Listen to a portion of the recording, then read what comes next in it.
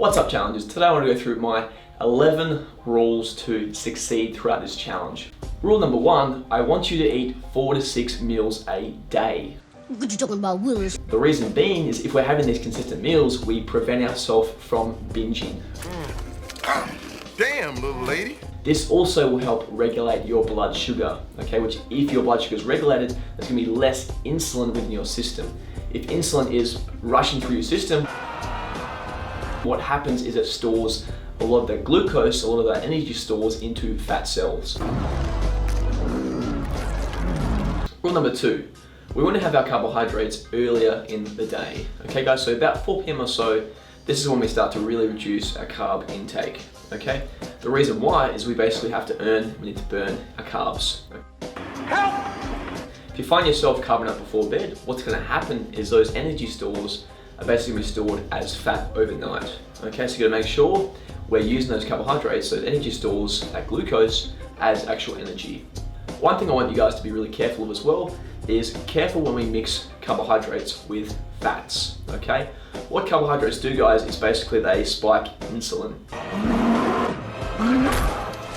Insulin is a storage hormone. So if you're having a lot of carbohydrates and basically you spike your insulin, what happens is that insulin tries to put those carbohydrates within muscle stores, ideally, or liver stores, or if those are full, they go into fat stores. So one thing we have to be careful with is if we have fat and carbohydrates come into the system together, it's very easy for the body to go and store that glucose, obviously those carbohydrates, as well as the fat at the same time.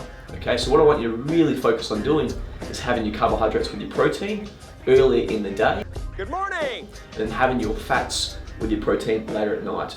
Oh, and in case I don't see you, good afternoon, good evening, and good night.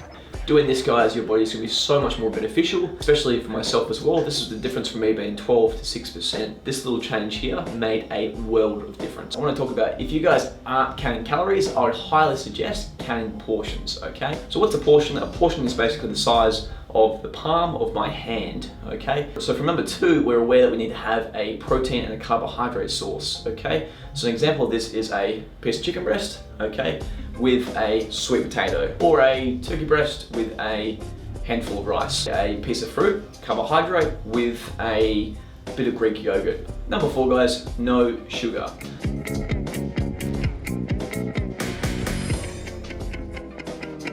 For obvious reasons, guys, sugar will spike your blood sugar, which will then result in a lot of insulin within your system, which will then assist in fat storage, okay? So if you're serious about weight loss, guys, you wanna have 0 sugar. We'll get that down to as low as possible.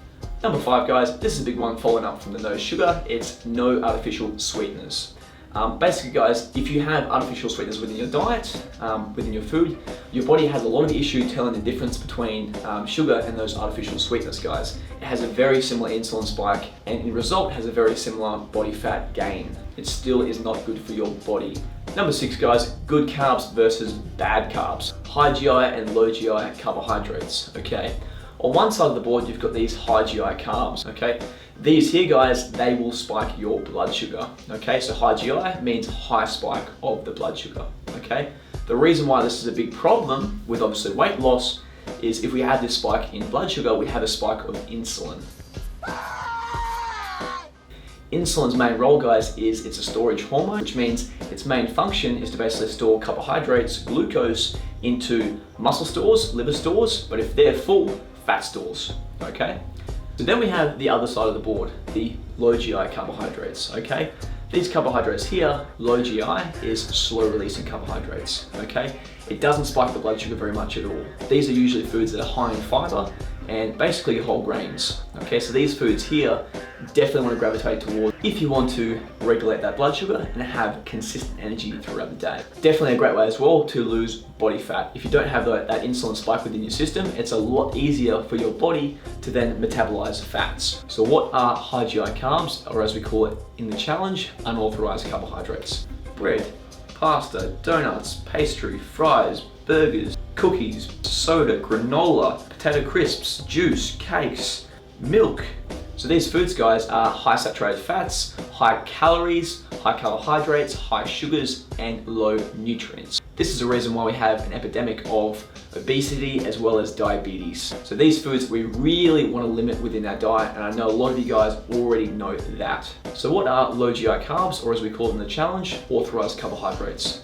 Brown rice, that's quinoa, that's vegetables, that's sweet potato especially, that's oats. Okay, so these carbs here, guys, best carbs to have. If we are going to have a high GI carb with our challenge, guys, like if we want to have white rice, pasta, or bread, still want to have whole grain, but we have these carbohydrates a very smart time post-workout, so post-workout with weight training.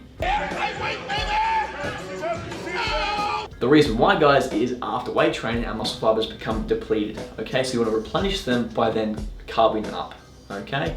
So the fastest way to do this is a high GI based carb. So if you're going to have a reward meal as well, it'd be very smart to have it at this time. I'm not saying to go and smash donut and pizza after weight training, but it is the best time to have a sensible high GI carb. Number 8, guys, you've been doing so well throughout the week. Please treat yourself. What you talking about, Dad? Okay? So I highly suggest having a reward meal. One night in the week or something, or one lunch in the week, where you go out and you go to a restaurant and you treat yourself. Okay, guys? This here is basically a reward system, so if you've been doing really well, you deserve to go out and have something else. Ideally, guys, what you want to do with those reward meals as well is prior to having one, you want to actually go and train with weights. So deplete your glycogen stores and then hit up a restaurant, so your muscle fibers will then have to replenish with that food rather than the fat cells. Number 9, so with this here, guys, I want at least 3 meals out of your 4 to 6 meals to contain vegetables, okay?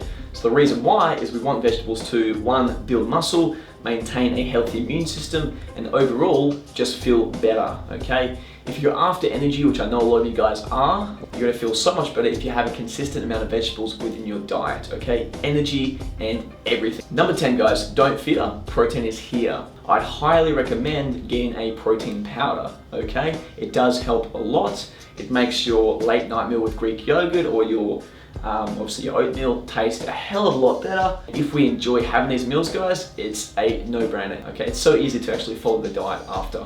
But as well, it's gonna help increase your protein intake, which will help you build and then restore muscle fibers. This is a big one I find really quite funny. I had a lot of clients in the past that will quite happily drink a lot of alcohol, have like a bag of lollies, but then when it comes to protein, they're like, no, it's not good for you, it's unnatural. Obviously, guys, you have to be careful with any processed product that we come across. There is quite a few protein powders that do have a lot of artificial sweeteners in that as well, so be careful with those ones, but you can find a good powder that will help you big time in your results. If you want some help with that, just ask me or Crystal and we'll go through some options for you. Tip number 11, guys, these are all you can eat foods.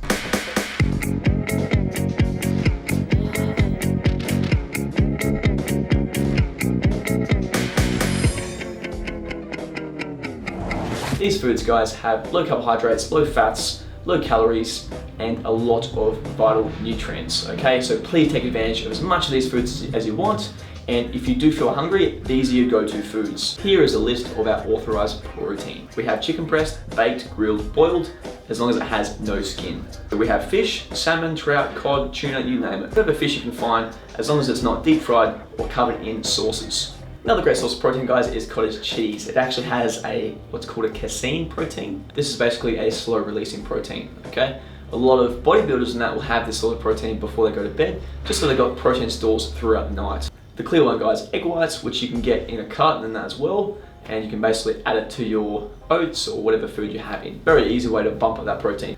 We also have lean cuts of pork, beef, kangaroo, and turkey. If you're unsure what a lean cut is, guys, I'm gonna post below.